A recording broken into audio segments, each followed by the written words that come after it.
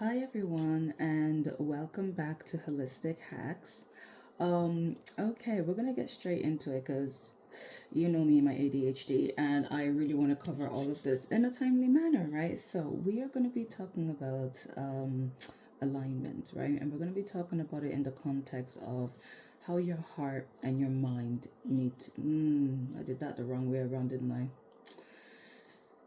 Yeah, I've been brain fogged lately, but anyways, how your heart and your mind need to be aligned, right? And when that is out of alignment, that's how you get internal conflict, right? And basically, what that means is how I like to really describe it is, and don't worry, I have my notes here to make sure I stay on track. Actually, let me look at this, make sure I stay on track. Yeah. Okay. So, how I like to describe this is okay, your heart is like your id, right? And we're talking about your id, your ego, and your super ego, right? And so your heart is like your id, and it's just like, I want this, I want that, I want this, I want that. And then your super ego, which is sort of like your conscious or the voice of reason, is your brain in this scenario, right? And it's telling you, okay, well, this is what you need to do in order to get that. Like, so, example, I want to go to the gym, right?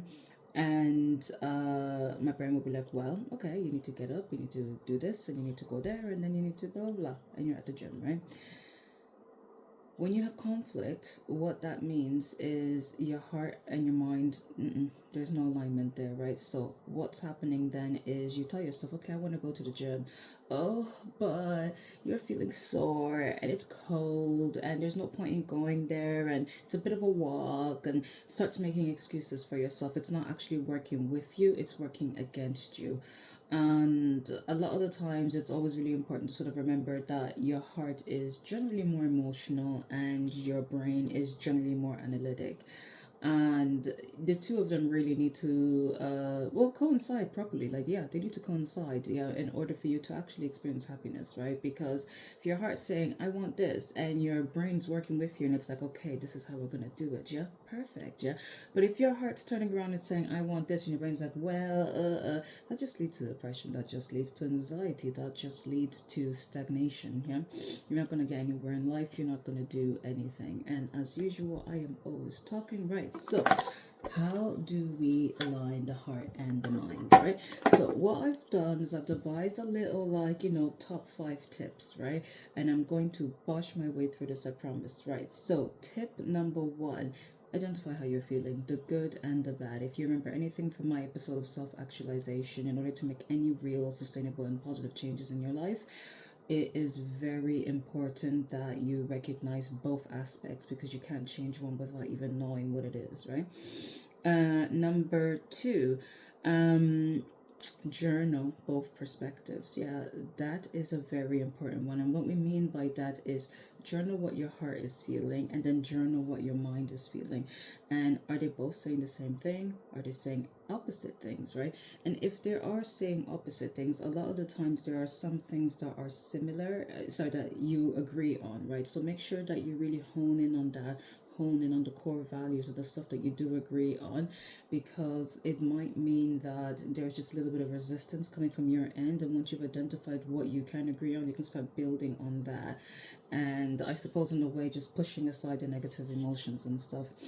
Breathing exercises, guys, these are so important. Like, I'd say meditation, but I generally tend to find that if you're struggling to already be focused, meditation is not really the way to go. Breathing, especially guided breathing exercises, help a lot more, because what you'll find is that you have somebody talking you through it, and you're listening and taking direction, and so you're actually more involved in it than if you had some music playing in the background and you're trying to focus. You generally tend to get lost with your thoughts, right?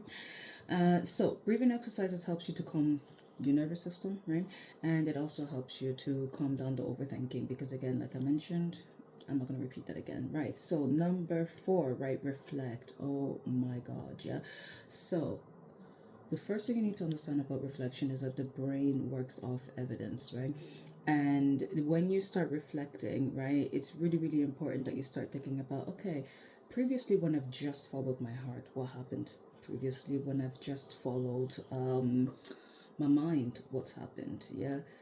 And how have I been in situations where I've, combined the two and followed them together? Because your brain needs that evidence. It needs to be reassured, yeah, because otherwise it's just going to hold on to the negative stuff and it's going to prevent you from moving forward. Because remember, its job is to keep you safe and it thinks that it's doing that. And last but not least, plan. Always plan. Sit down, start making a plan of how you can actually do this. And yeah, I will attach the goal planner as well. Like, subscribe, follow, and I mean, I guess I am still in 5 minutes. So see you next week.